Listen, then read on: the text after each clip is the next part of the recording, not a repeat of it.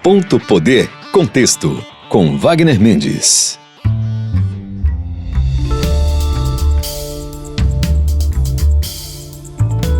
Olá, sejam muito bem-vindos, sejam muito bem-vindas ao Ponto Poder Contexto, aqui na Verdinha FM 92.5 e nas plataformas de áudio. Eu sou o Wagner Mendes, editor e colunista do Ponto Poder, e hoje nós vamos falar de 2026, olhar para um ano eleitoral, 2026, com eleições aí para governador, senador, deputado federal, deputado estadual e presidente da República. Vamos fazer aí umas previsões para 2026. A gente fala também no programa de hoje, um especial publicado pelo Diário do Nordeste com as prefeitas do Ceará. E para começar o programa, já estou aqui ao lado da editora e cientista política Jéssica Welma, para falar justamente dos pontos que a gente vai precisar ficar atentos para o ano que vem. Seja bem-vinda, Jéssica. Olá, Wagner. Olá, você que nos acompanha. Olha, tava com um tempo, hein, que eu não aparecia por aqui pelo Ponto Poder Contexto, vim das férias e aí outros compromissos. Ainda bem que deu para vir aqui nessa despedida de 2025.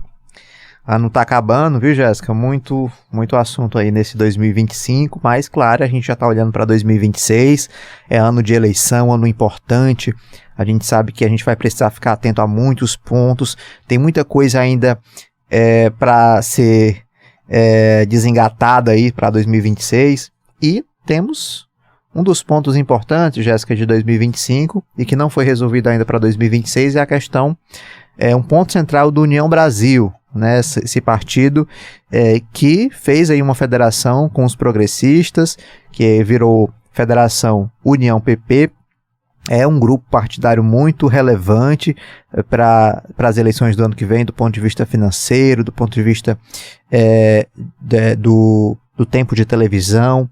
É um personagem importante para as eleições, inclusive aqui do estado do Ceará, que tem ali a presidência do União Brasil, Capitão Wagner, na oposição, com o discurso de oposição.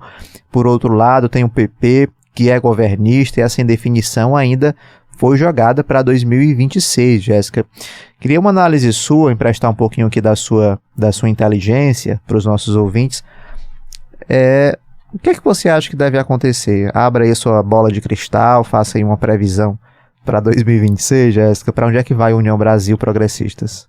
Wagner, vamos lá. E aqui, não tem nem muito como seu esquema bola de cristal, adoraria. Mas a gente vai tentar juntar um quebra-cabeça das movimentações desse ano para a gente conseguir olhar para como elas devem resultar em alguma mudança, em algum movimento em 2026. O que está faltando nesse quebra-cabeça? Certamente, essa federação ela é uma gangorra de 2025, que vai começar o 2026 gerando muita ansiedade de definição. Primeiro ponto é até um movimento agora recente. Nesse mês de dezembro, no começo desse mês, o Progressistas e União Brasil protocolaram no Tribunal Superior Eleitoral o registro da Federação União Progressista. E por que a gente começa com essa informação? Porque o gargalo com que se encerra esse ano é o do processo de oficialização de fato dessa federação. Há muitas movimentações que não aconteceram, que a gente espera aí essa definição, como a própria presidência dessa federação aqui no Ceará, que a desculpa para não ter acontecido ou não ter se definido quem vai assumir é justamente o fato de que, olha, mas ainda não está 100% oficializado. E ainda não está 100% oficializado, mas está gerando bastante confusão. E por que isso foi um movimento importante desse ano e por que seguirá sendo para o próximo o desenrolar dessa situação? União Brasil foi um partido que surgiu para a eleição de 2022, já gerando muita queda de braço.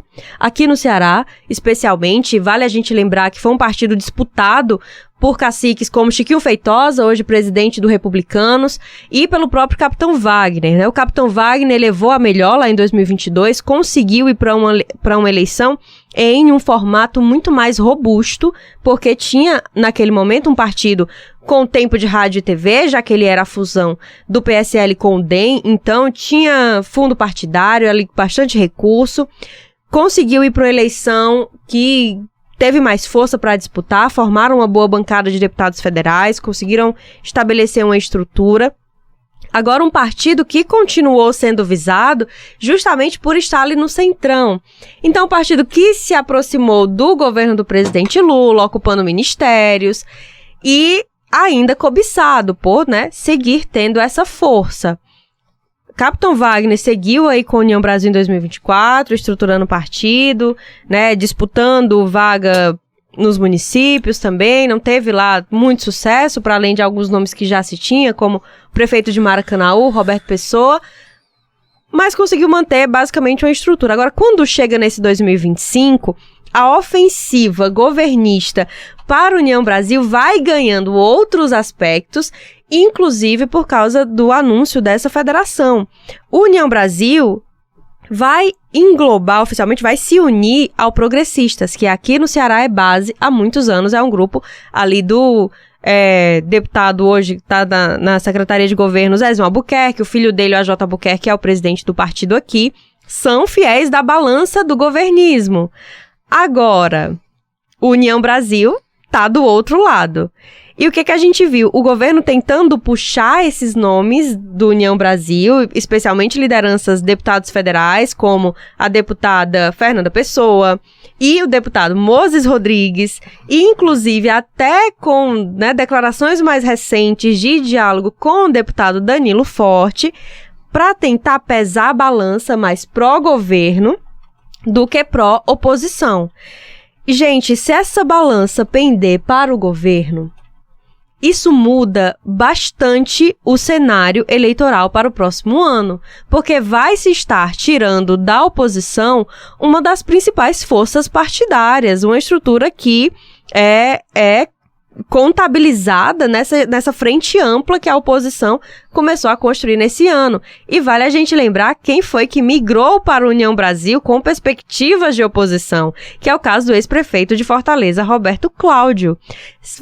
Anunciou a filiação em junho, filiou-se de fato, acho que em outubro, e ainda assim tá sob esse impasse, sem a gente saber para onde vai pender. O primeiro movimento que vai sinalizar isso com mais intensidade é a definição da presidência. Quando a união dos partidos na federação foi ali anunciada com evento e dizer, não, agora a gente vai mesmo, vamos começar a oficialização disso aqui, ventilou-se que Capitão Wagner assumiria essa presidência como, isso aqui tá martelo batido, Capitão Wagner vai para a presidência. Mas com o tempo em que isso não foi acontecendo, não foi se oficializando, o assunto foi ficando ali meio de lado, abriu-se espaço para que, numa mesma medida, começasse a surgir a possibilidade de que, olha, quem vai assumir essa federação no Ceará é o deputado federal Moses Rodrigues. Esses caminhos, eles são completamente divergentes hoje. A gente entrevistou o governador Elmano de Freitas, agora nesse mês, há poucos dias, agora em dezembro, aqui na live do Ponto Poder, e ele disse que tem declaração do Moses de que vai ficar com o governo, isso é independente de partido. Agora, eu não acho que o Moses esteja querendo mudar de partido. Até porque mudar de partido aqui no Ceará não tá um negócio fácil.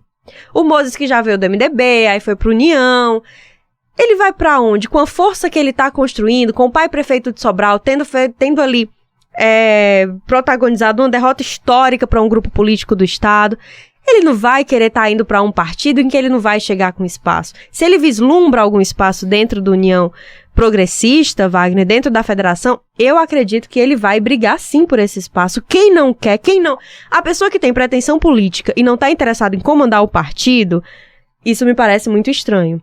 Agora, Jéssica, o que de fato me surpreendeu em 2025 foi essa aproximação do Moses com o governismo. Se você... a gente vinha falando de Sobral, da situação de Sobral, da hegemonia dos Ferreira Gomes à frente da prefeitura de Sobral desde da década de 90. Então, quando a oposição finalmente vence, o que se esperava era que a oposição se fincasse ali e tentasse se fortalecer, mas não foi o que aconteceu. Abriu-se um canal de diálogo com o governo do PT, governador Elmano. O Oscar, que é o prefeito, não tem dado muitas declarações, mas o filho acaba sendo um porta-voz ali, um integrante ali do partido, e é deputado federal, né, o Moses, então tem tem um diálogo com a cúpula do partido em Brasília também, nesse sentido.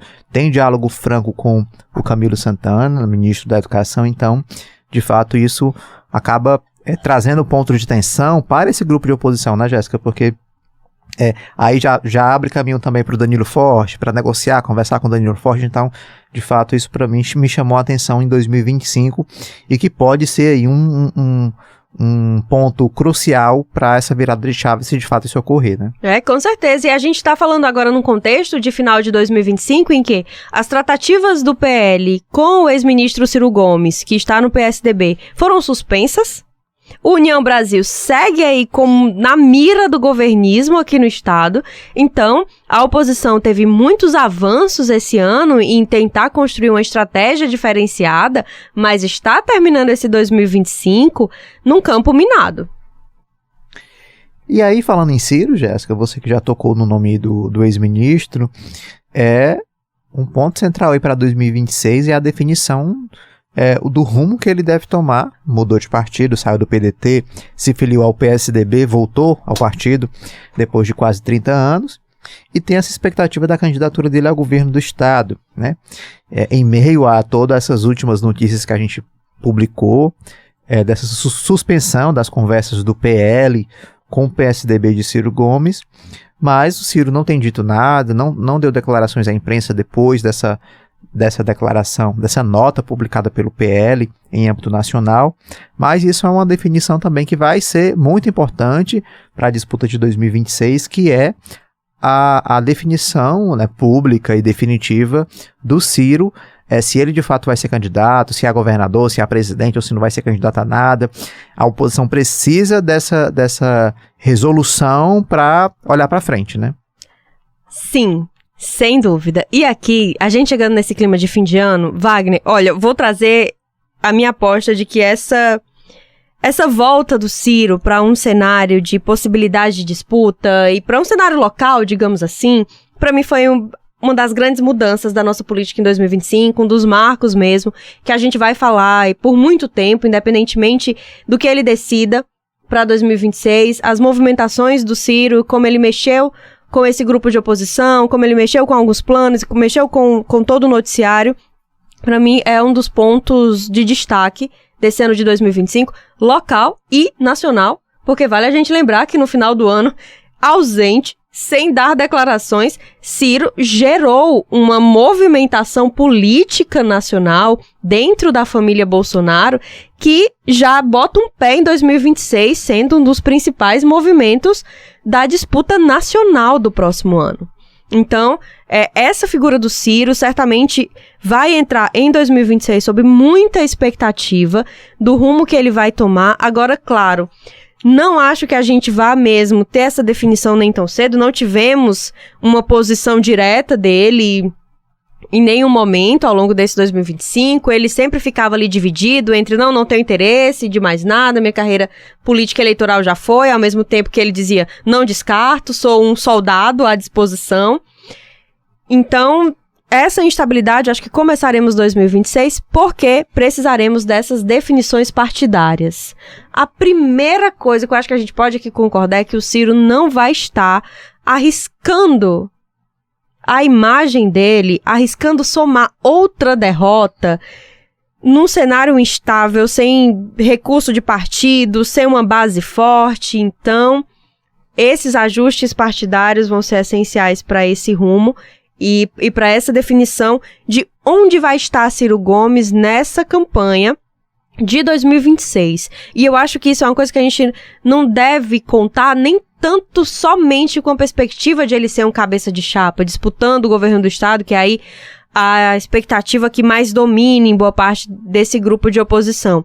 Mas não só, ainda que ele não queira ser o candidato, o quanto ele vai se engajar, o quanto ele vai defender esse grupo, o quanto ele vai estar colocando a cara dele para correr o interior do estado, para estar aqui na capital, de fato pedindo voto para alguém e defendendo o discurso dele de que quer derrotar o governo que está aí. Então, a aposta do Ciro, em torno do Ciro, está bastante alta em 2025. Vamos ver que retorno ele vai dar para tanta gente nesse grupo de oposição que tá botando fé nesse ressurgimento do nome dele na política local. A gente falou da oposição, Jéssica, vamos olhar agora para a base do governo, que tem uma disputa que a gente falou todo o ano inteiro de 2025, que são as indicações para o Senado, né? São vários nomes aí querendo essa chapa, né? A gente tem visto movimentações muito fortes, o próprio Guimarães, né? Reunindo o PT, diversas reuniões com várias correntes do PT, defendendo o nome dele. Enfim, tem o próprio Júnior Mano, do PSB, tem o nome do Chagas Vieira também é ventilado, enfim. São quase 10 nomes aí, né, que a gente quase 10 nomes. Tem falado. Jéssica, também vai ser uma dificuldade para o governo, mas em algum momento a decisão vai ser tomada, né? Vai ter que ser tomada. Eles tratam muito como certo essa pré-candidatura à reeleição do governador Elmano de Freitas. Ele reafirmou isso, é pré-candidato à reeleição em 2026. Agora, todo o resto está sem definição. Não se sabe se a atual vice-governadora Jade Romero vai continuar na chapa para disputar uma reeleição com Elmano. Ele mesmo disse, olha, o MDB vai ter que decidir, porque o MDB está dizendo que é prioridade do Senado, aí com a candidatura do hoje deputado Anísio Oliveira, então não vai dar para ficar nos dois lugares. Ao mesmo tempo que, é prioridade do MDB o Senado, mas é prioridade de uma galera na base governista esse Senado, porque vamos lá, pra gente lembrar como que a gente encerra o ano. Pré-candidatos ao Senado. Alguns que declararam diretamente, outros que vão sendo ventilados e vão ganhando ali um espaço. O deputado federal José Guimarães, do PT. A deputada federal Luiziane Lins, também do PT. O deputado federal Eunício Oliveira, do MDB. O deputado federal Júnior Mano, do PSB. O senador Cid Gomes, do PSB, que tem dito que não vai para a reeleição, que o candidato dele é o Júnior Mano, mas que não está aí descartado de todo, porque sabe que existe um apelo e uma definição a ser acordada nessa base. Então, o nome do Cid segue. No PSB tem também presidente da Assembleia Legislativa Romeu Aldigueri, ventilado aí em alguns momentos como um nome. Presidente do Republicano, ex-senador Chiquinho Feitosa também é um nome que não de agora se sabe desse interesse em disputar o Senado também. E outros nomes que foram surgindo ali, de lado. Presidente do PSD, ex-governador do Estado, ex-vice-governador Domingos Filho e o secretário da Casa Civil, Chagas Vieira, que ainda nem chegou a se filiar a um partido, apesar de ter um nome aí cotado. Então, há muita gente para essa disputa. Foi um ano que, para a base governista, diferentemente da oposição, que esteve o tempo todo ali sob holofotes, gerando ali alguns fatos e algumas polêmicas, tudo, a base conseguiu seguir de certa forma estável, sem grandes acontecimentos, mas a minha impressão sobre a base governista é como se eles estivessem numa panela de pressão. Assim, tá ali cozinhando, agora uma hora essa pressão vai pegar e aí vai ter que decidir rápido o quanto vão controlar essa temperatura desse cozimento. E a oposição espera, né, Jéssica, algum desentendimento para receber algum partido que esteja insatisfeito com a decisão do governismo para se ajustar, né, se juntar aí ao grupo de oposição. Porque tem uma coisa também que quanto tempo você deixa para a coisa tentar seguir seus próprios rumos, para as definições irem se ajustando por si, ao mesmo tempo em que você deixa passar esse tempo para evitar ali um desgaste antecipado, alguma coisa assim, você também deixa essas pessoas criarem expectativas, colocarem os nomes, mobilizarem suas bases. Quanto mais tempo passa, também mais expectativa se gera. E, gente, o fenômeno das pré-campanhas é uma coisa cada vez mais antecipada. Tem nome aqui que não é assim, não, a gente vai decidir em julho, e só em julho ele vai começar a dizer para a base que é candidata ao Senado. Tem gente que é de agora já dizendo para a base que vai disputar o Senado, que vai querer o seu voto para o Senado. E aí, a pessoa vai chegar lá na frente, às beiras da eleição, das eleições, para dizer que não é mais aquilo? Com que cara? Não, porque fulano não quis. Eu acho que tem que escolher as batalhas por certo, a estratégia escolhida foi essa, deixar aí para 2026, tem janela partidária ainda, ao mesmo tempo que nesse processo também se aumenta justamente esse potencial de gerar descontentamentos. Jéssica, um outro ponto que a gente precisa observar para 2026, não sei se o ouvinte está observando isso, mas em 2026, esse grupo político, ele completa 20 anos no poder.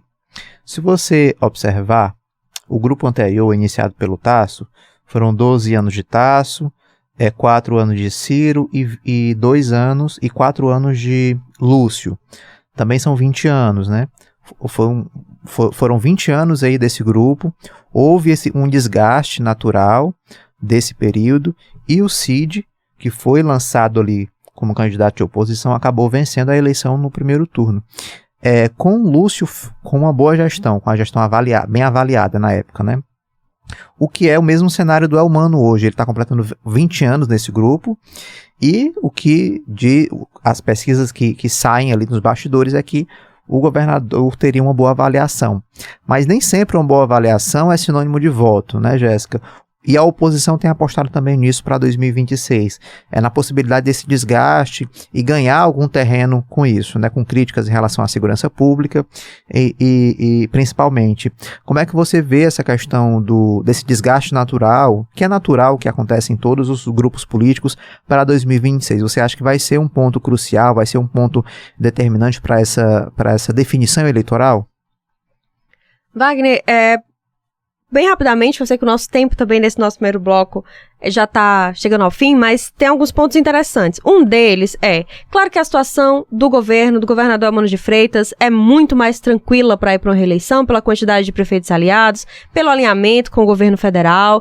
Essa própria instabilidade na definição da disputa nacional também é um ponto a favor da entrada da base governista na disputa para 2026, para começar ali o ano. Então, o cenário para ele é bem mais favorável. A relação com as prefeituras hoje, ela é de outro formato de quando era essa relação com o governo de Lúcio Alcântara. Agora, claro, o desgaste existe, especialmente não só do Elmano em si, porque está ali nos seus primeiros 4 anos, mas você vai acumulando desgaste dos seus padrinhos políticos, dos seus aliados, então vai se somando a você, aí você decide, alguém fica mais de fora, alguém não aparece tanto, alguém que já tem um pouco mais de rejeição fica off, já vimos isso acontecer em disputas também. Agora, o ponto crucial é o quanto você gera de expectativa no eleitorado, de perspectiva de futuro, o quanto você empolga. As pessoas gostam muito do discurso também da mudança. Historicamente, aqui no Ceará, ele tem rupturas muito históricas em torno de um discurso de mudança, diante do cansaço de grupos antigos, assim, que vem de muito tempo. Então, como a oposição vai conseguir montar uma estratégia para chegar no lugar de gerar uma expectativa, de gerar uma mobilização. Não pode parecer muito simples jogar para essa possibilidade, mas é dificílimo de você achar o cálculo matemático da figura política que mobiliza o eleitorado desse jeito.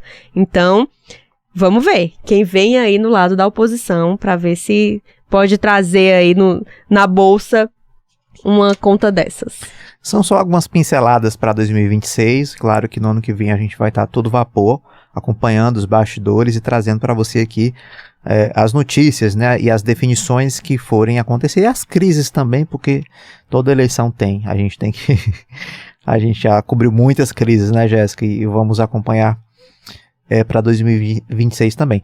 Jéssica, muito obrigado, viu? Obrigado por esse 2025, pelas parcerias do ano, pelas informações, pelo companheirismo, pela amizade e pelas informações aqui compartilhadas. Wagner Mendes, tudo recíproco, muito obrigada também pelo espaço e, claro, parabenizar você pelo Ponto Poder Contexto, por a gente ter mais esse espaço de falar de política, de ajudar os nossos ouvintes a compreenderem mais o nosso cenário aqui. Então, vida longa ao Ponto Poder Contexto, sempre com cada vez mais qualidade. Muito obrigada a você que nos acompanhou em todo esse ano. Vem aí 2026, vai ser um ano animado, certamente, vai ser uma alegria ter a sua companhia aqui. Aproveito para agradecer quem comanda o nosso som e leva tudo para vocês com alta qualidade. Kleber Galvão aqui na nossa mesa, também sempre junto da nossa conversa. E claro, toda a equipe do Ponto Poder. do Diário do Nordeste, da Verdinha FM, claro, do Sistema Verdes Mares. Feliz Natal a todo mundo, um próspero ano novo, 2026 vem aí. A gente volta em 2026, viu, Jéssica? Agora a gente vai para um rápido intervalo. Na volta a gente vai receber a repórter Luana Barros, que viajou pelo interior do estado e teve conversas bem interessantes com as prefeitas cearenses. Na volta a gente conta mais. Olá, eu sou Jéssica Welma e venho te fazer um convite para acompanhar a live do Ponto Poder todas as quintas-feiras no YouTube do Diário do Nordeste. Você que gosta de discutir política, está sempre bem antenado, saiba que a gente tem muita discussão para te oferecer. Sua companhia lá vai ser muito bem-vinda, a gente te espera. Você está ouvindo Ponto Poder Contexto, com Wagner Mendes.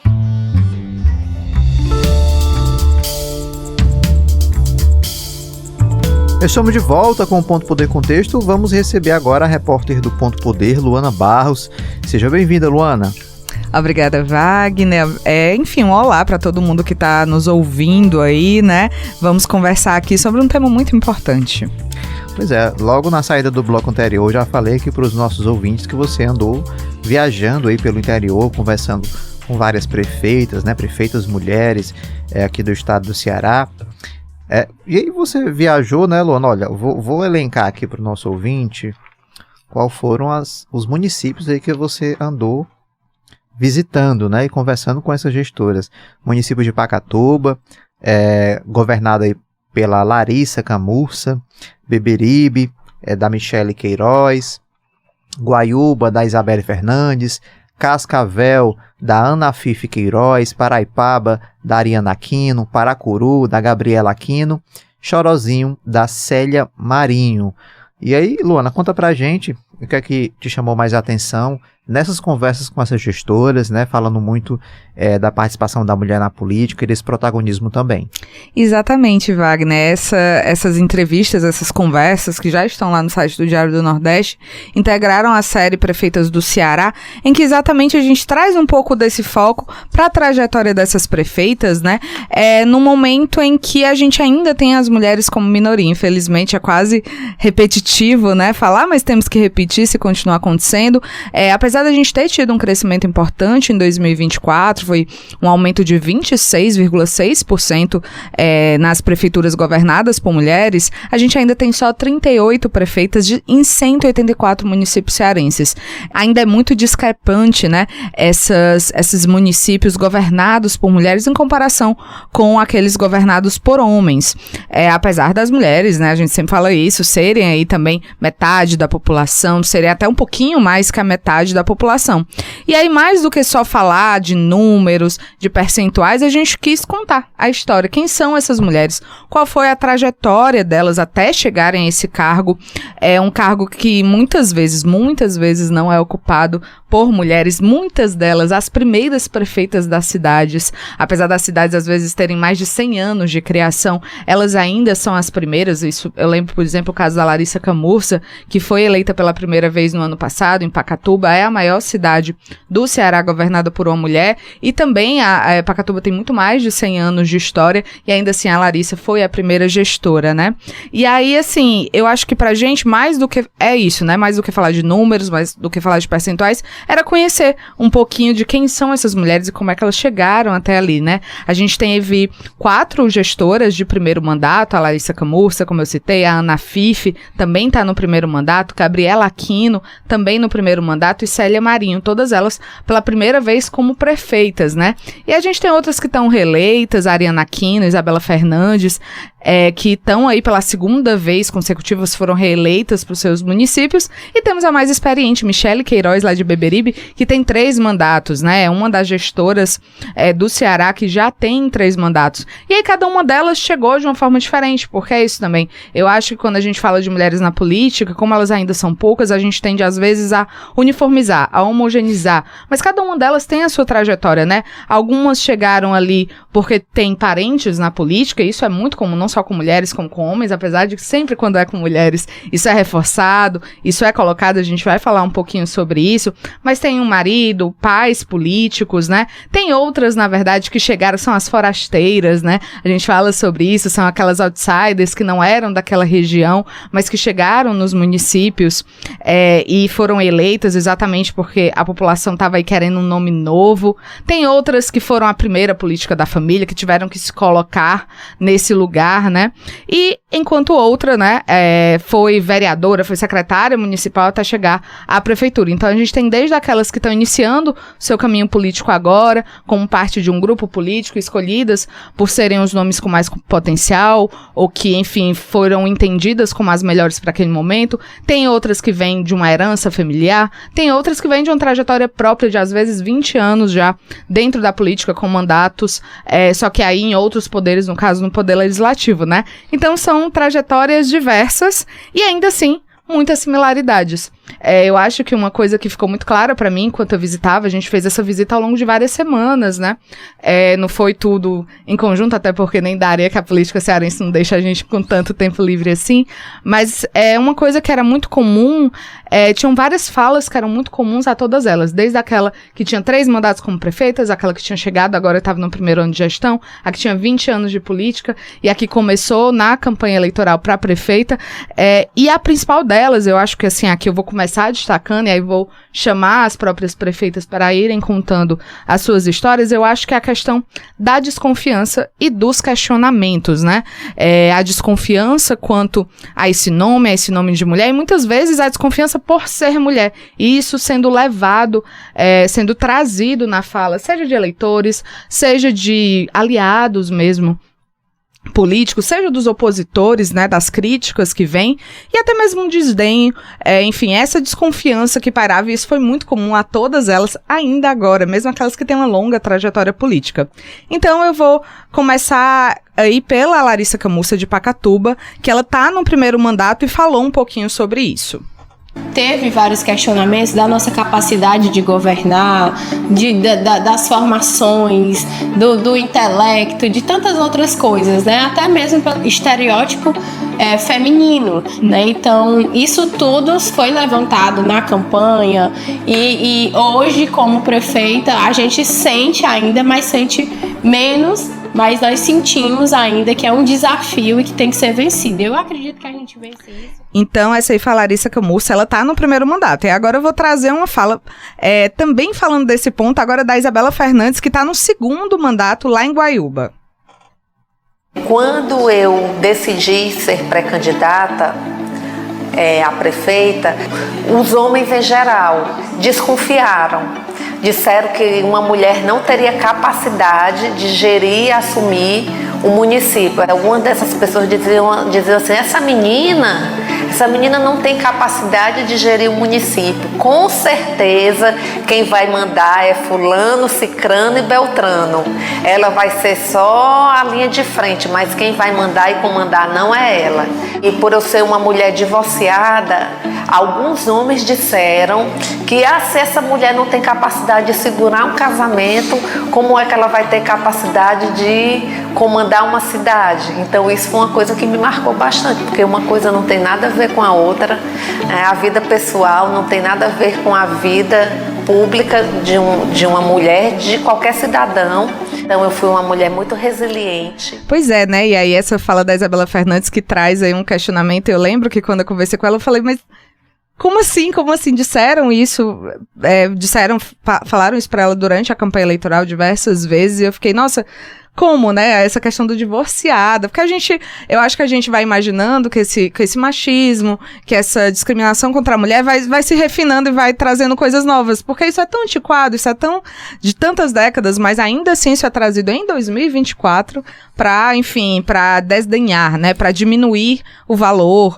enfim, a capacidade de tentar colocar desconfianças em cima da capacidade da mulher, né? E a gente vê isso, né, Luana? Assim, a gente tá falando de um material que foi gravado agora na segunda quinzena, aliás, na segundo semestre de 2025, mas se você pega ex-prefeitas, ex-gestores, você fala a Luiziane governou Fortaleza, né, uma grande capital, Maria Luísa também, e muitas críticas a ela é sobre a pecha da incompetência, né, que são incompetentes, as críticas que são feitas a ela nesse sentido, sempre levando aí a mulher de que ela não é capaz de gerir, de que ela não é capaz de gerenciar. Exatamente, porque as críticas são comuns, né? Tem que ser feitas. A gestores quaisquer, mas eu acho que o que é que você vai criticar, né? E muitas vezes, enquanto a crítica ao homem tá num campo técnico, tá num campo mais objetivo, a crítica à mulher vai para esse campo pessoal, como ela mesma diz, né? O que é que a vida pessoal de qualquer cidadão tem a ver com a sua capacidade política, né? Obviamente que nada, principalmente o fato da pessoa casada, de você estar namorando, enfim, a vida emocional desse gestor não tem a ver diretamente com a sua capacidade, né? E aí eu vou até continuar agora, né? Eu vou colocar 4 gestoras aí em sequência que falam sobre esse mesmo tema, e agora a Célia Marinho, que tá no primeiro mandato como prefeita em Chorozinho, mas que antes disso, ela teve 4 mandatos como vereadora também lá de Chorozinho. O fato de ser mulher, que ela gera um pouco a desconfiança. Será que vai dar conta? Será que vai conseguir levar o município? Eu considero que eu superei muito já, porque me vi já muito como uma figura de uma gestora que eu fui, que deu resultados. Então, embora sendo uma pasta, como foi na Secretaria de Educação, presidência da Câmara, mas já exercia anteriormente. Então, assim, o maior desafio que eu penso hoje ainda é a falta de confiança na figura mesmo da mulher. E aí eu vou aproveitar esse gancho que a Célia Marinho dá na fala dela, né? Já para puxar a próxima fala, porque eu acho que isso também, além dessa similaridade, né? De muitas falarem dessa desconfiança, desse desdém, desse questionamento da capacidade, era essa fala reiterada de todas as prefeitas sobre o fato de sentirem que precisam provar algo a mais.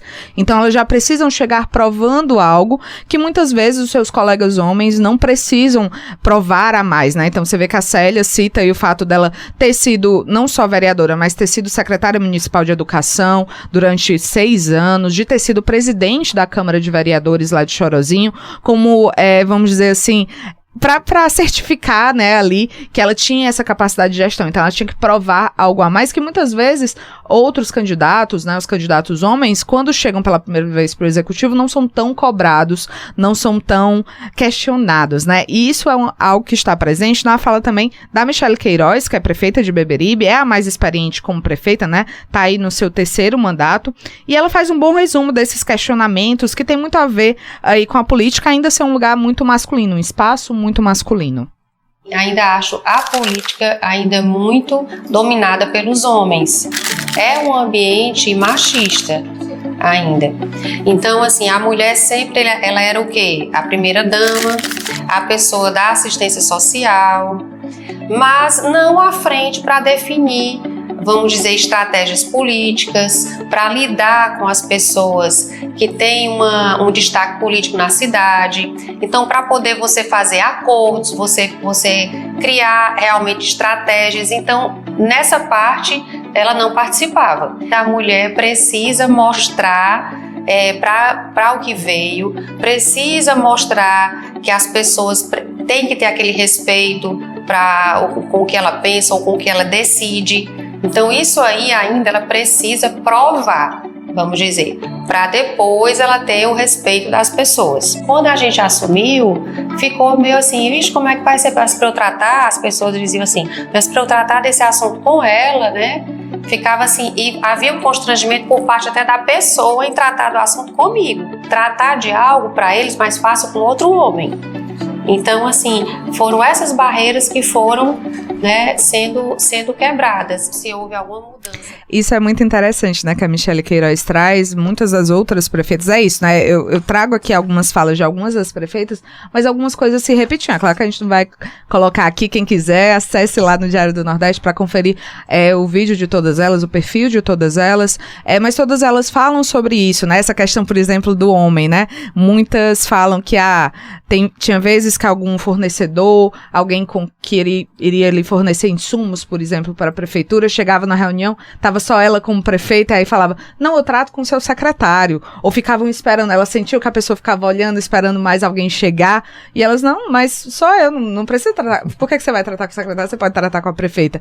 Então, essa ideia, muitas falaram, por exemplo, se tem também um marido, um irmão, um parente na política, muitas vezes esses homens é que recebiam a ligação, e aí elas falaram que precisavam colocar limites, precisavam falar, não, mas ele não ele pode até ser um aliado político, como por exemplo no caso da Larissa Camurça, que o marido é deputado estadual, Firmo Camurça, eles estão ali muito juntos, mas ela falou, não, mas a prefeita sou eu, né, tem que tratar comigo, e aí tem muito esse lugar, né, e não só esse lugar de, muitas vezes querer tratar com outro homem, ficar procurando quem é esse homem, mas também esse domínio masculino que ainda existe na política, né? Muitas prefeitas falaram sobre essa ideia de que teria sempre homens por trás, né? Que elas seriam ali apenas a linha de frente, como falou a Isabelle Fernandes, lá de Guaiúba, né? Então eu vou colocar em sequência aí as irmãs e prefeitas Ariana Aquino, de Paraipaba, e Gabriela Aquino, de Paracuru, que falam um pouco sobre como haviam ataques, né? Sobre como elas tinham sempre esse homem que talvez era quem de fato tomava as decisões, e nesse caso era o marido da Ariana, Vicente Aquino, né, que é também ali um apoiador, faz parte do grupo político das duas, e era esse homem levantado aí pelas críticas, ou mesmo por, às vezes, quem estava perto, como se fosse essa pessoa que estava por trás delas na gestão. Então a gente vai ouvir a Ariana e depois a Gabriela Aquino. Deixar muito claro que o maior incentivador, né, da gente na política, com certeza foi o meu esposo. Isso aí a gente não mente pra ninguém, mas porque ele é um incentivador da mulher na política. Mas o maior desafio é porque, como ele foi aquela pessoa que ali de alguma forma nos lançou, porque ele era da região, ele tinha todo um conhecimento na área política, as pessoas atrelam muito de que ele está por trás e tudo. Ele não está por trás, ele está ali do lado, sempre ajudando, mas nós que estamos sempre no protagonismo disso, nós que fazemos acontecer. E lógico, alguns desafios, né, de dizerem que eu não tinha capacidade, que eu ia ser um fantoche, aquelas velhas histórias que a gente escuta, né? Mas é como a Ariana falou, a gente aceita isso de uma maneira tranquila, né? Porque eu acho que a gente faz o nosso protagonismo, a gente está aí no meio da rua, a gente está trabalhando, e eu acho que a mulher, ela tem uma dedicação maior, ela tem um olhar mais humano, ela tem um olhar mais cuidadoso. Eu vou trazer agora a Ana Fife Queiroz, lá de Cascavel, que ela fala um pouco também sobre isso, sobre essa ideia que muitas pessoas têm ainda, de que uma mulher que está ali num local de poder, né, segurando a caneta, como a gente diz quando está na chefia de algum executivo, ela tem sempre uma figura masculina por trás, e ela faz uma relação interessante disso com a violência política de gênero, né? Vamos ouvir. A violência contra a mulher na política é muito do desdém pela capacidade, né? Então, a pessoa que tem menos capacidade porque é mulher, tem menos experiência porque é mulher, tem menos pulso porque é mulher, não vai tomar decisões firmes por ser mulher. Então, assim, a gente tenta todo dia provar que essa máxima não existe. Eu não era questionada pela minha pessoa. A sua pessoa é assim. Você é assim. Era sempre o pai, a mãe, o tio, o primo. Então, assim, sempre como se eu estivesse aqui, como se eu tivesse outras pessoas por trás, normalmente homens, né? E não tinha essa confiança no nome. Não, eu quero que você me questione. Diga, Ana Fife, você é assim. Ou Ana Fife, você vai ser assim. Mas não terceiros, né? E o terceirizar também é uma violência de gênero. Prefeita Ivonete, né, que é minha mãe. Pois é, né? Então esses problemas aí, você vê que muitas das coisas que a gente trouxe lá no início, do desdém, do questionamento, volta nessas falas, porque é isso, né? Todas essas violências, essas discriminações conversam entre si e são muito usadas, e são muito usadas há muito tempo, né? Infelizmente a gente tem superado essas barreiras, a gente tem conseguido avançar nessa participação feminina, mas é claro que cada avanço, infelizmente, ainda vem com retrocessos, ou vem com uma reação muito difícil para essas mulheres que estão nesses lugares. A gente tem diversos exemplos de mulheres que eventualmente acabaram desistindo da política, ou se afastando da política por conta exatamente disso, desses ataques que não eram só a capacidade delas como políticas, mas eram a sua vida pessoal, eram questionamentos quanto à sua família, sobre com quem é que vão ficar os filhos, sobre como é que fica o marido, tudo isso, essas mulheres, né, essas prefeitas com quem eu conversei, relataram, assim, que tinham esse questionamento sobre a família, questionamento sobre o divórcio, como eu falei aqui no caso da Isabela Fernandes, mas,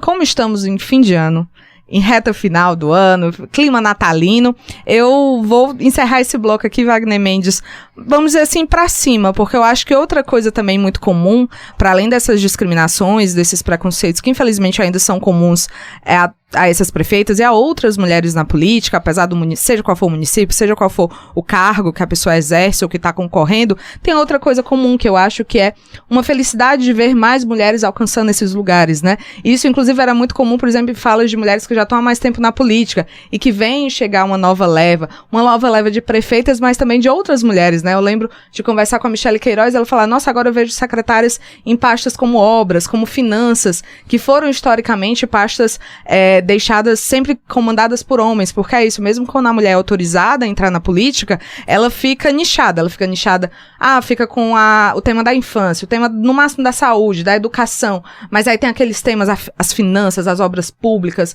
a infraestrutura, que continuam vinculadas ao homem, né? Então ainda tem esse estereótipo com o qual a mulher tem que lutar dentro da política. Não que a mulher não possa se interessar por isso, muitas vezes sim, muitas vezes inclusive porque são áreas que ela entende mais, que a trajetória dela foi naquilo, mas que não deveria ser só isso, né? Mas muitas dessas mulheres, muitas dessas prefeitas falam sobre como elas estão felizes em ver novas mulheres entrando nesses cargos e como elas ficam felizes também em poder ser inspiração, porque é isso, muitas delas às vezes cresceram sem ver mulheres nas prefeituras, muitas dessas cidades, como eu disse, nunca tinham tido mulheres prefeitas, então elas foram as primeiras, e quando você é a primeira, você abre também portas para outras mulheres chegarem naquele lugar, né? Então, para ilustrar isso, eu vou deixar aí na sequência, né, juntas as falas, primeiro da Isabela Fernandes, de Guaiúba, e depois da Célia Marinho, de Chorozinho. Já são 5 anos de trabalho e eu digo que enquanto a política me quiser, eu estarei na vida pública. Eu me encontrei na minha vida, eu encontrei o meu propósito de vida. É trabalhar na vida pública, é trabalhar para ajudar a vida do cidadão. E eu quero ser espelho para elas, que elas possam ser sim, que eu fui a primeira prefeita, estou sendo a primeira prefeita, mas que vem inúmeras outras depois de mim. Um papel de liderança, quando eu me vejo como gestora, não é? E eu digo muito isso, não é o fato da gestora, de ser a prefeita, que eu coloco o salto, não existe isso. Mas o que eu acho importante é que outras mulheres possam se olhar para mim e dizer, rapaz, a Célia consegue, por que eu também não consigo? E vai para cima. Então é isso, Wagner Mendes, um pedacinho aí da série Prefeitas do Ceará aqui no Ponto Poder Contexto. Para quem quiser saber mais, a gente tem 6 perfis, 6 reportagens sobre essas mulheres, sobre essas prefeitas. Não só o texto, como também o vídeo no YouTube. É uma parceria muito bacana com a Fabiane de Paula, que foi a produtora audiovisual, que foi também a fotógrafa. Então, vão lá, confiram lá no site do Diário do Nordeste. Confiram, o material está excelente. Nona Barros, muito obrigado pela participação, não só hoje, mas ao longo do ano, né? Foram muitas participações aqui. Em 2026 a gente segue juntos, né? Exatamente, pode sempre me convidar. Eu cheguei aqui no estúdio falando que eu quero ser mais convidada, sempre que puder me convidar, por favor. Espero que seja um ano de 2026 com muitas participações no Ponto Poder Contexto, e para todo mundo que está nos ouvindo, né? Boas festas, um Feliz Natal, que todo mundo passe de ano, né? Passe o ano aí para 2026 com muita tranquilidade, felicidade, e estaremos aqui ano que vem para contar outras histórias de mulheres que também vão ser candidatas, que também vão alcançar aí os cargos, e outras, né? Que a gente tem muita coisa para conversar na política cearense e nacional. Obrigado, Luana, pela participação. Em 2026 tem mais. A gente vai fazer aqui um rápido intervalo. Na volta temos uma entrevista com a professora Camila Vieira de Mendonça. Até já. Olá, eu sou Jéssica Welma e venho te fazer um convite para acompanhar a live do Ponto Poder todas as quintas-feiras no YouTube do Diário do Nordeste. Você que gosta de discutir política, está sempre bem antenado, saiba que a gente tem muita discussão para te oferecer. Sua companhia lá vai ser muito bem-vinda, a gente te espera. Você está ouvindo Ponto Poder Contexto com Wagner Mendes.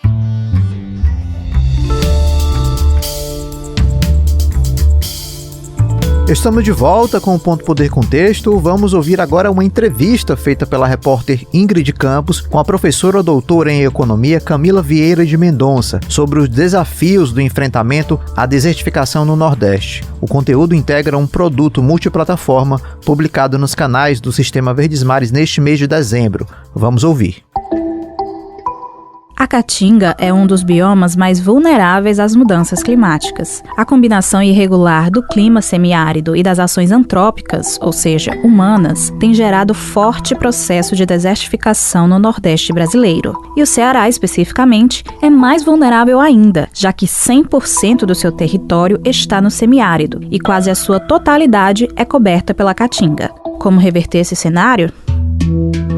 Então, é necessário ter estrutura administrativa, vontade política e, claro, orçamento para tocar ações integradas. Além das causas ambientais, a desertificação é um fenômeno perpetuado sobretudo por questões socioeconômicas. O grupo dos 1% mais ricos do mundo emite 175 vezes mais gases poluentes na atmosfera que os 10% mais pobres. Em contrapartida, são estes os mais pobres, negros, indígenas, o sul global, que sentem os efeitos da crise climática com mais gravidade.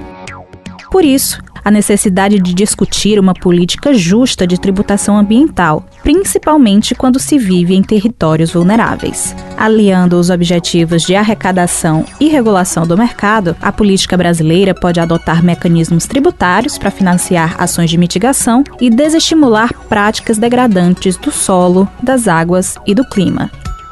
Eu sou Ingrid Campos, repórter do Ponto Poder, e conversei com a professora Camila Vieira de Mendonça sobre essas alternativas. Ela é doutora em Economia pela Universidade Federal do Ceará, a UFC, e coordenadora do Laboratório de Economia, Direito e Sustentabilidade, o LEDS. Ouça a entrevista na íntegra a seguir. Olá, professora, muito prazer conversar com a senhora. De início, eu queria entender como é que se articula na prática essas medidas de mitigação das mudanças climáticas, né? E isso dentro da política de governo.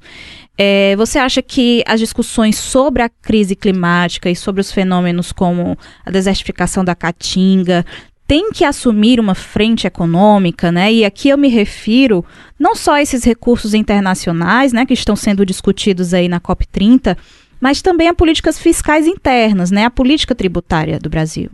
Sim, essas questões, né, com certeza, né, a gente tem que a crise climática e a desertificação da Caatinga não são apenas desafios ambientais, né, mas a gente tem aí desafios econômicos e sociais profundos. E para a gente conseguir enfrentar esses desafios de forma eficaz, nós precisamos mobilizar recursos financeiros significativos, né, tanto internacionais quanto nacionais. E aí, quando a gente fala de políticas fiscais internas, a gente também fala de usar o sistema tributário que nós temos de forma estratégica. Né? Em vez de apenas arrecadar impostos, nós podemos redesenhar uma tributação para incentivar comportamentos que sejam sustentáveis e desincentivar atividades que degradam o meio ambiente. Isso é o que a gente chama aí de tributação ambiental. Então, para vocês entenderem melhor, vou dar um exemplo prático. Né? A gente tem aí países como a Suécia, que implementaram impostos sobre carbono desde 1991. E aí conseguiram reduzir 27% das suas emissões, enquanto o PIB cresceu em 80%. Então, só nesse exemplo, a gente percebe que é possível conciliar aí o desenvolvimento econômico com a proteção ambiental. No caso específico da Caatinga, que é o nosso bioma brasileiro mais eficiente na captura de carbono, chegando a retirar até 7 toneladas de CO2 por hectare por ano, nós temos uma oportunidade única. Nós podemos aqui criar mecanismos fiscais que remuneram os agricultores familiares, os quilombolas, as comunidades tradicionais, que preservam esse bioma. Então, não é apenas justiça ambiental, que a gente está falando aqui, a gente está falando também de justiça social, porque essas comunidades, elas historicamente, elas contribuíram para a conservação da Caatinga, sem receber um reconhecimento econômico por isso. Então, a gente tem que a frente econômica ela é fundamental, E recursos internacionais também são importantes, mas políticas fiscais internas, bem desenhadas, né, podem gerar recursos próprios, criar os incentivos corretos, e aí com isso promover uma transição ecológica que seja eficaz, né, e justa socialmente. Entendi. Essa questão das funções, né, dos tributos, a função fiscal de arrecadação e também a função extrafiscal de regulação, né, tem que andar em conjunto. E aí eu queria entender como é que é o retrato tributário do Brasil hoje, no que diz respeito ao meio ambiente. O que há de instrumentos fiscais, de incentivo a boas práticas e também de compensação de atividades poluentes, né? Seja em vigência na União, nos estados e nos municípios. Bom, o Brasil ele tem um retrato tributário que ainda é muito fragmentado, mas tem iniciativas que são bem interessantes e que merecem destaque aqui, né? A nível estadual, nós temos um instrumento que é mais consolidado, que é o ICMS ecológico. Ele foi implementado em 16 estados, né? Então, desde 1991, nós temos o ICMS ecológico, e o Paraná ele foi o pioneiro, né, nessa implementação. E aí, esse mecanismo, ele redistribui parte da receita do ICMS para os municípios que preservam áreas de conservação, por exemplo, que protegem mananciais, ou então que tratam resíduos adequadamente. E aí a gente tem como resultados, né, por exemplo, o caso do Rio de Janeiro, né, onde houve um aumento de 603% nos investimentos ambientais municipais após a implementação do ICMS ecológico. No nível dos municípios, né, a gente tem o caso do IPTU verde, que foi adotado por várias cidades brasileiras, né? Ele oferece descontos no imposto predial para quem adota práticas sustentáveis, como, por exemplo, telhados verdes, captação de água da chuva, ou então painéis solares. Né? E no nível federal, nós estamos vivendo um momento de grande transformação. Né? A gente tem aí a reforma tributária, tá, desde 2023, né? E ela abre uma janela de oportunidade histórica. Na reforma tributária, nós temos a previsão do imposto seletivo, que pode incorporar critérios ambientais, onde nós podemos tributar de forma mais pesada os produtos e as atividades que são poluentes, né? Além disso, nós temos incentivos previstos para a economia circular, para os biocombustíveis e para os serviços ambientais. E nós temos também uma novidade que é muito importante, né, que em dezembro de 2024 foi sancionada a Lei 15.042, que criou o Sistema Brasileiro de Comércio de Emissões, o SBCE. Né? E aí é o mercado regulado de carbono. Ele vai ser implementado em forma de fases, né? Até 2029 e 2030. E vai estabelecer limites de emissões para os setores como energia, transportes, resíduos e indústrias. Né? Mas é importante a gente destacar que ainda falta uma coordenação nacional. Né? Essas iniciativas elas são fragmentadas, né, e não conversam entre si. Né? Então, a gente precisa de uma estratégia que seja integrada, que articule União, estados e municípios, né? Criando aí um sistema tributário que realmente impulsione a transição ecológica de forma justa e eficaz. Entendi. A senhora falou sobre a captura de carbono da caatinga, né? Então, a tributação desses ativos ambientais, como o próprio carbono, também é uma alternativa? Como é que isso funcionaria? Sim, é uma alternativa, né? E esse é um tema que está em plena transformação aqui no Brasil, né? Eu vou explicar de forma simples como é que funcionam os créditos de carbono, para quem não entende ainda. Os créditos de carbono, eles são certificados que representam a remoção ou uma redução de 1 tonelada de CO2 na atmosfera, né? Então, a gente tem empresas que emitem poluentes, elas podem comprar esses créditos para compensar as suas emissões, porque você tem um limite de emissões, né? Enquanto quem preserva, por exemplo, florestas ou implementa projetos sustentáveis, pode gerar os créditos de carbono e vender. Né? No Brasil, atualmente, os créditos de carbono, eles são considerados como ativos intangíveis. Né? Aí a gente tem a Lei 15.042, de 2024, que criou o mercado regulado de carbono. E aí, nessa lei, a gente tem um incentivo importante, que é a isenção do PIS e do COFINS sobre a venda desses créditos. E aí isso estimula a criação de projetos ambientais. Né? Mas, com a reforma tributária, esse cenário ele pode mudar. Né? Esses novos tributos, o CBS a nível federal e o IBS a nível estadual e municipal, eles vão ter uma incidência ampla, né, incluindo os bens intangíveis. Então, na prática, essa isenção que nós temos, ela pode desaparecer, elevando aí a carga tributária sobre a comercialização de créditos. Mas aqui a gente tem um ponto que é crucial, né, a tributação de créditos de carbono, ela precisa ser pensada de forma estratégica. Se nós tributamos muito, nós desestimulamos os projetos de conservação. Mas se não tributamos nada, nós perdemos uma fonte de receita. Né? Isso aí deve ser bem pensado. Então, o ideal é a gente encontrar um equilíbrio, né, com alíquotas diferenciadas que incentivem projetos genuínos de conservação e restauração, especialmente aqueles que beneficiam as comunidades tradicionais, né?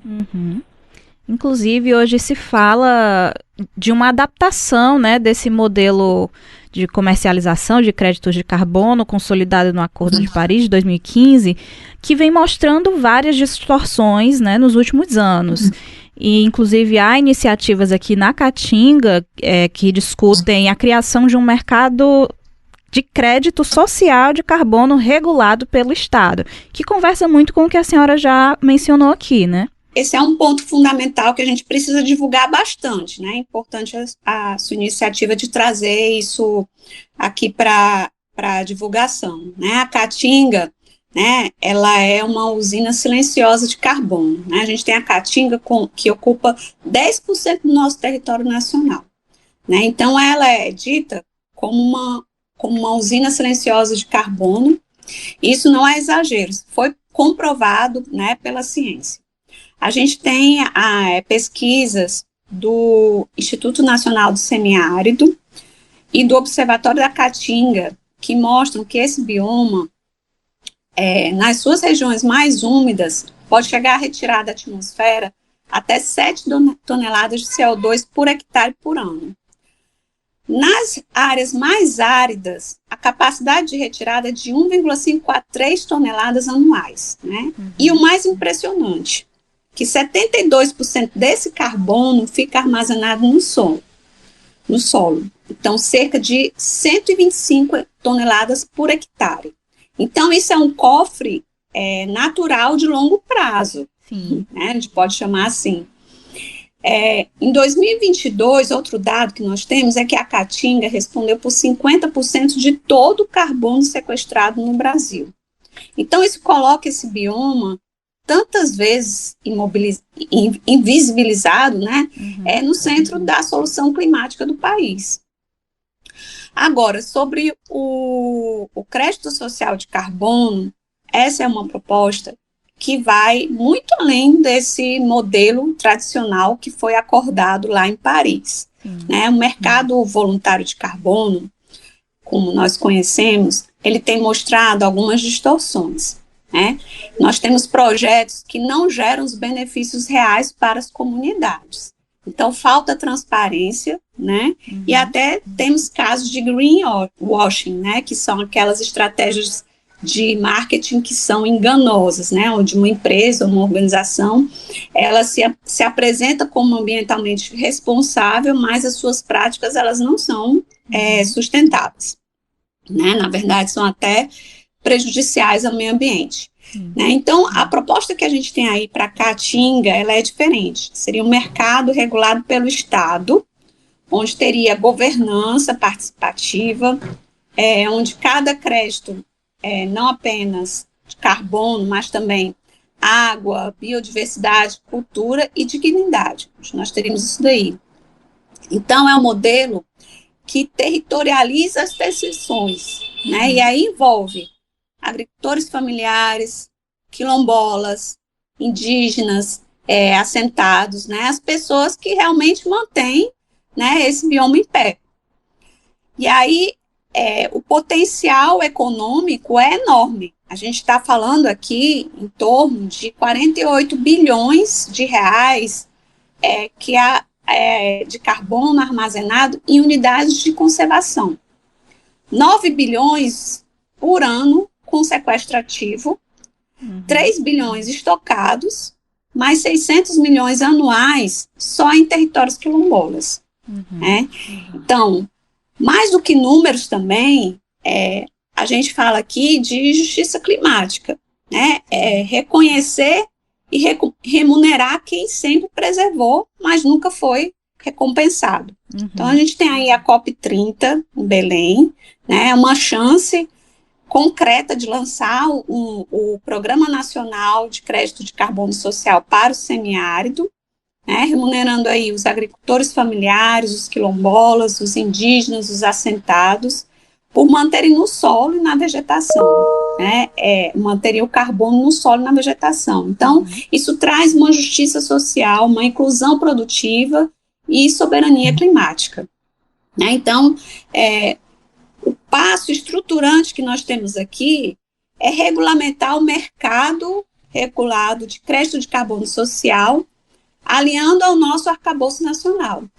Então, é uma forma de reconhecer e pagar quem mantém o carbono onde ele deve ficar, que é no solo e nas plantas. Então, a mensagem que nós devemos levar para o mundo, ela é clara. Não ao mercado voluntário que mercantiliza sem justiça, e sim queremos um mercado regulado, justo e inclusivo, né? Então, a gente quer a Floresta em Pé, que traz a renda, a dignidade e uma solução sustentável aí para o nosso planeta. Maravilha, professora, muito obrigada pela sua contribuição. A gente vai acompanhar o desenrolar dessas discussões, não só da COP30, né, mas da revisão do Plano Estadual de Combate à Desertificação e outros dispositivos aí, para ver como essa questão do orçamento e da tributação serão abordadas também. Muito obrigada. Obrigada também. Este é um episódio da temporada Combate à Desertificação na Caatinga Cearense, da série É Assunto de Política. Mais desdobramentos dessa temática podem ser acessados na Verdinha, FM 92.5, na TV Diário e no site e redes sociais do Diário do Nordeste. Este episódio teve roteiro e locução de Ingrid Campos, áudio e sonoplastia de Kleber Galvão e edição de Wagner Mendes. Até a próxima!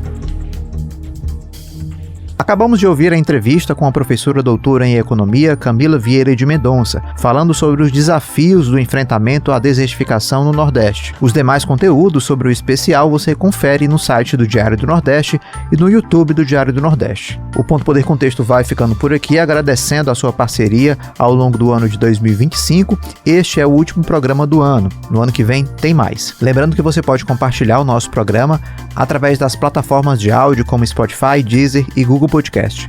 É só colocar lá no espaço de pesquisa Ponto Poder, copiar o link e mandar para quem você quiser. Apresentação e produção Wagner Mendes, áudio e sonoplastia Kleber Galvão, apoio técnico Guilherme Muniz e Samuel Macedo. Em 2026 a gente se vê.